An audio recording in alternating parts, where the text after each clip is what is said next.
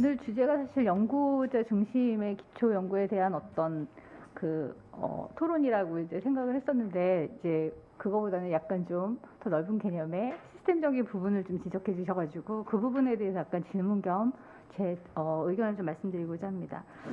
우선 이제 이 교수님의 이 발제하신 부분 중에서 대부분의 내용이 사실은 실제로 2018년 부근에 그 4차 종합계획이 수립될 때 이제 의견을 많이 물어봤던, 제가 그래서 일부는 또 그때 의견을 좀 냈었던 그런 부분이 있었어요. 그래서 이제 그런 부분에서 특히 이제 4차 종합계획에 보면 4가지의 중점 과제가 있었는데, 그 중에 이제 첫 번째가 연구자 중심으로 기초 연구를 혁신한다. 뭐 이거는 지금 진행되고 있는 것이고, 이 부분에 대한 발제라고 생각을 했었는데, 이제 그건 좀 약간 거리가 있는 것 같았고요.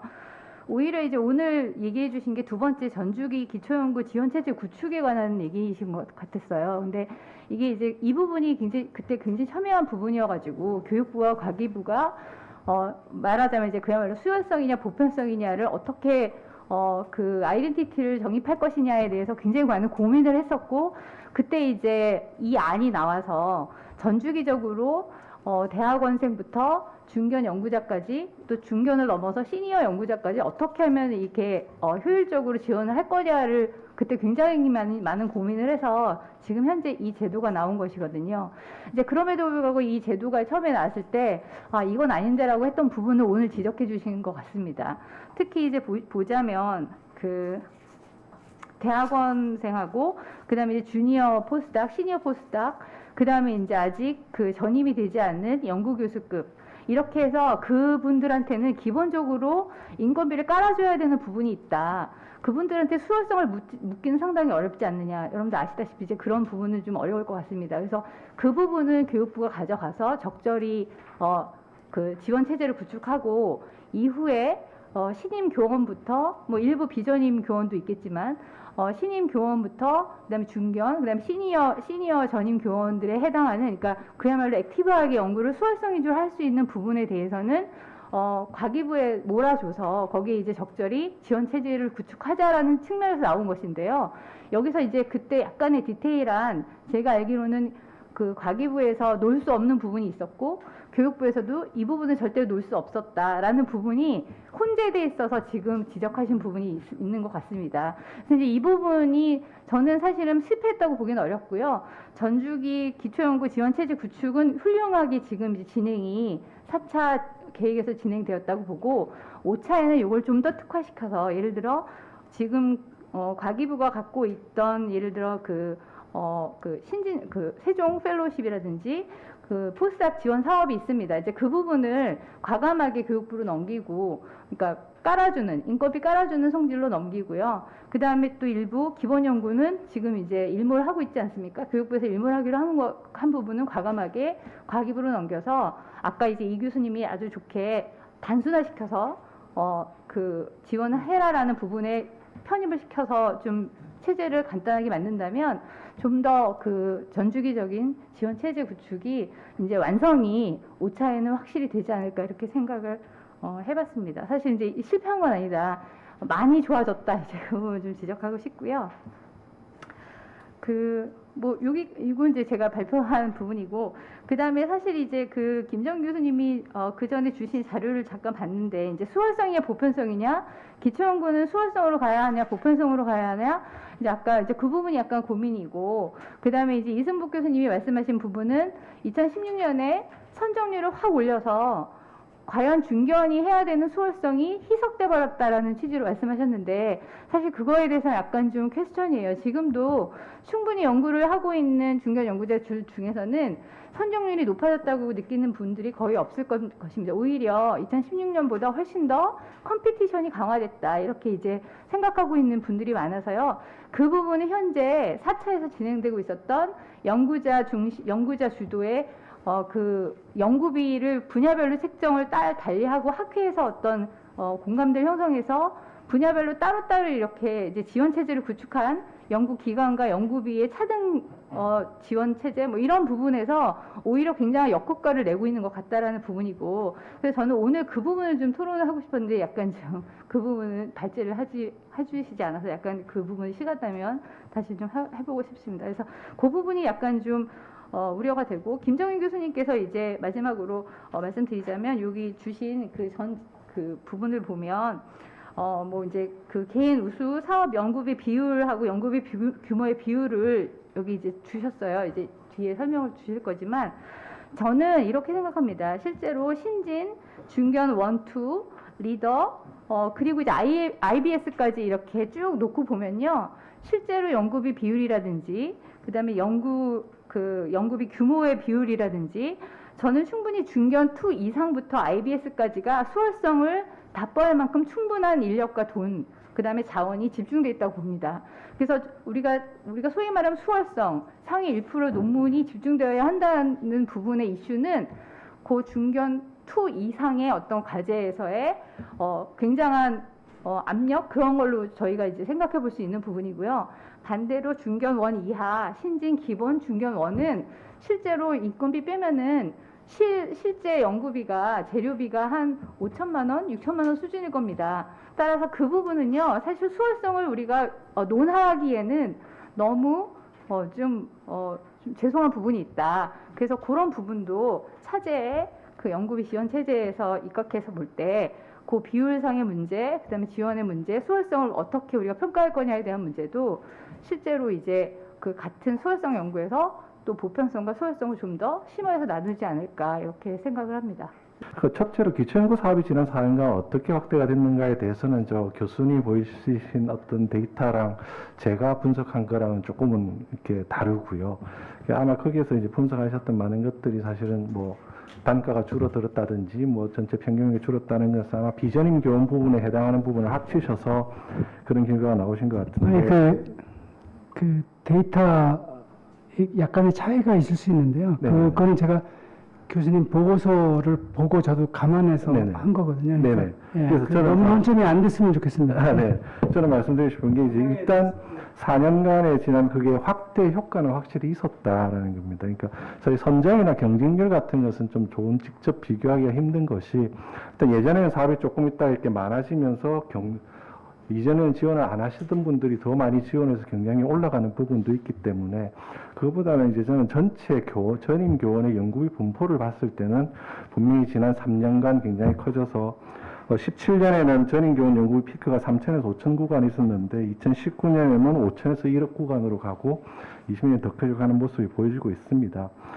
그런데 이제 저는 이 기초연구 사업원격이 확대했는데 그것이 과연 우리 국가에 어떤 영향을 미쳤는가라는 뒷부분에 대해서는 좀 교수님이 진단하신 거에 상당 부분에 동의를 하고 같은 생각을 가지고 있는데, 근데 어떻게 보면 이승국 교수님의 어떤 생각도 지난 기초연구 사업에서 그 어떤 과정에서 오히려 좀 반영은 안 됐다고 생각을 해요.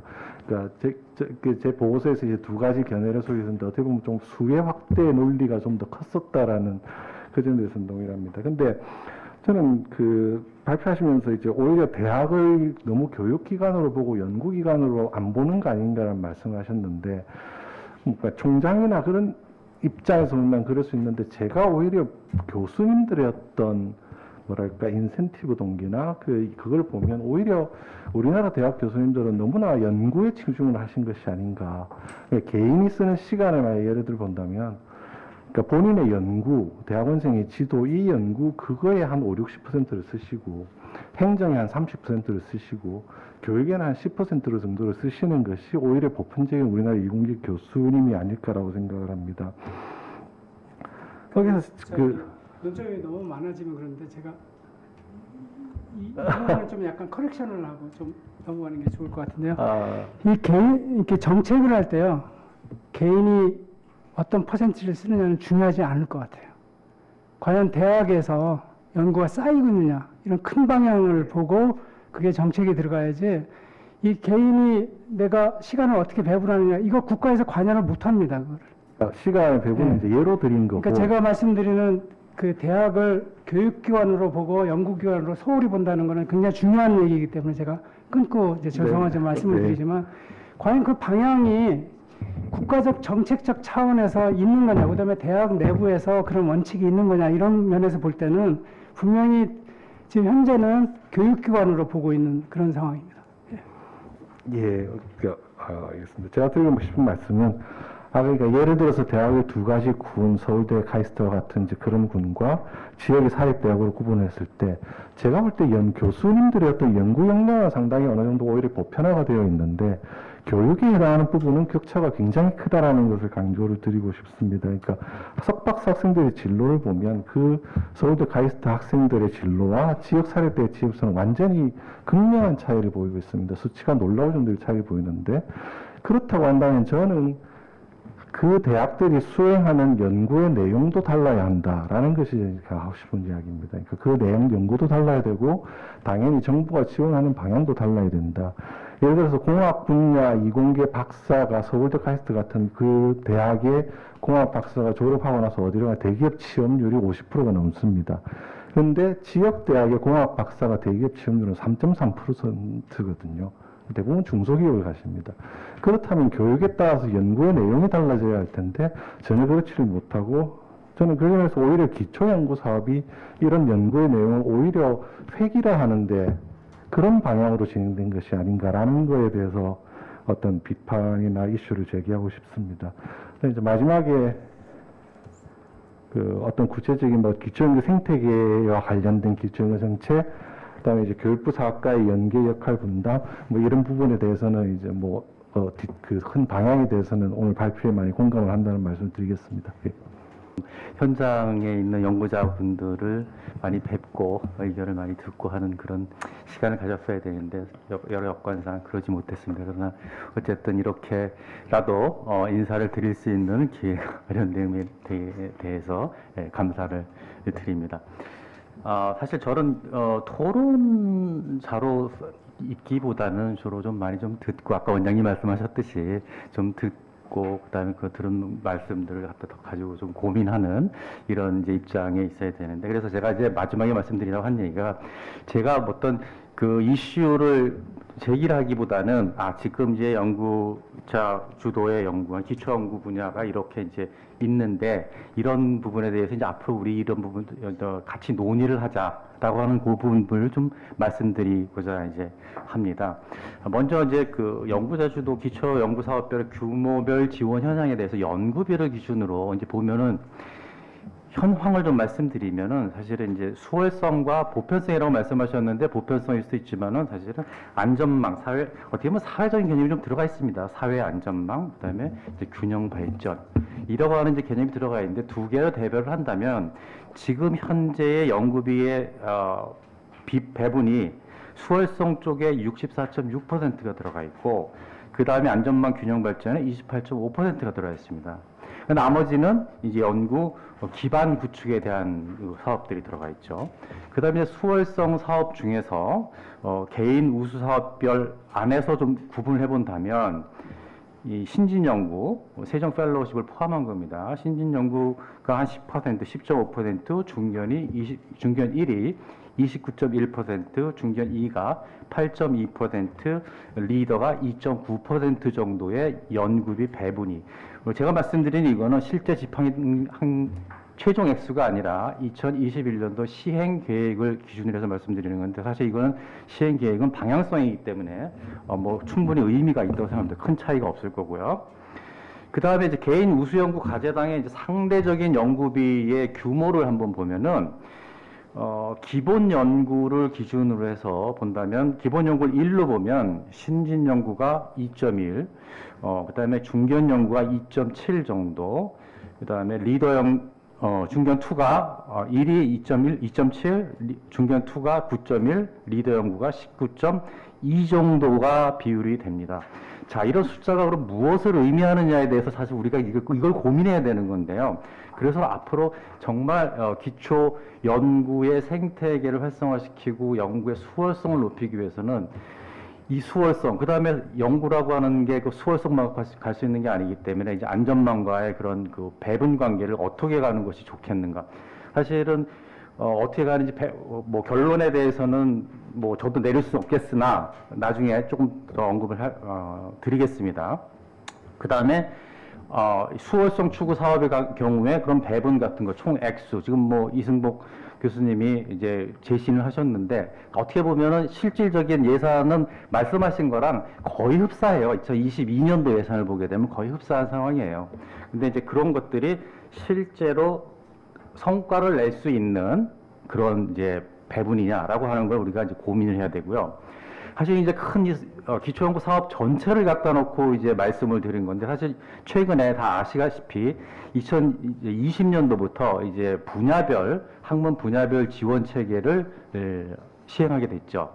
처음에 이제 수학 분야에서부터 시작을 했고 지금 이제 올해의 나머지 분야들을 전부 이제 공청회를 통해서 의견들을 모으고 내년에는 전 분야에 대해서 학문별 지원 체계를 이제 시행하게 됩니다. 근데 이런 학문별 지원 체계를 이제 준비를 하면서 연구자들의 의견들을 많이 물어보니 학문단별로 지원의 액수, 그러니까 뭐 중견, 리더, 뭐 이런 거의 액수, 그 다음에 플러스 기간, 이런 것들이 조금씩 이제 차이가 나고요. 그 다음에 공통적인 것들은 개인 기초 연구로 5천만 원은 너무 연구비 액수가 작다. 그러니까 좀 올려라. 그래서 제너럴하게 한 7천만 원 정도로 올려달라라고 하는 의견이 많이 있고, 그래서 아마도 이제 그런 쪽으로 고민을 좀 이제 해가는 게 아닌가, 네, 그렇게 되어 있습니다. 근데 이렇게 그 연구비 학문 분야별 지원 체계를 이제 수행하게 되면은 이 상태가 지금 완성이 아니라 시작이기 때문에 이걸 어떻게 이제 고도화를 시킬 것인가에 대해서 이제부터 이제 고민을 해야지 되는 그런 상황이 되는 거죠. 그래서 그 학문별 지원 체계 안에서 과제 수를 어떻게 만들고 그다음에 선정률을 어떻게 해서 이 사업들을 안정화시킬 것인가. 그다음에 이 사업들의 결국 목표는 기초연구 사업의 지원 목표는 우리나라의 기초연구 역량을 어떻게 얼마만큼 향상시키냐에 있는 거거든요. 그래서 이런 학문 체계별 지원, 학문 분야별 지원 체계를 안에서 이제 구성을 한 다음에 그게 정말 목적에 맞는 상황으로 가느냐 안 가느냐에 대해서 이제 검토를 하고 우리가 논의를 해야 될 거고, 그다음에 이제 염려들 하는 게 학문 분야별, 그러면 이게 완전 학문 분야별 단절이 되는 게 아니냐라고 하는 염려들을 하십니다. 그래서 이제 학문 분야 별이라고는 했지만은 학문과 학문 간에 같이 이제 연구를 할 수 있는 그런 방안을 어떻게 만들어 줄 것인가. 그 다음에 학문 안에서도 소 분야끼리 어떻게 융합해서 연구를 할 것인가에 대한 그런 이제 논의들이 필요하고요.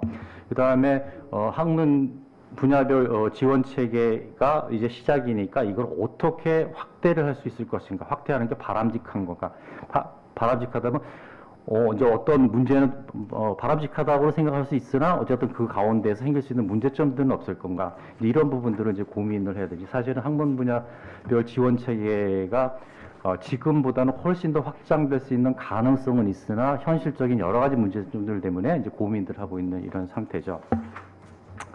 그 다음에 이제 세 번째로 제가 이제 말씀드릴 게 대학 연구 기반 구축에 대한 건데요. 사실 이거는 블록 펀딩이라고 해서 새로운 이제 펀딩을 받아가지고 예산을 만들어서 하는 거. 사실 그 부분에 대해서는 제가 지금 여기서 뭐라고 말씀드릴 상황은 아닌 것 같고, 다만 있는 사업 안에서 이제 그 성격을 가지고서 한번 살펴본다면 지금 현재 교육부에서 지원하는 대학 연구 기반 구축 사업이 한 1,500억 정도가 있습니다. 이게 전체 예산의 한 6.4%인데요. 이 안에 대학 중점 연구소 사업이 있고 기초과학 연구 역량 강화 사업이 있습니다.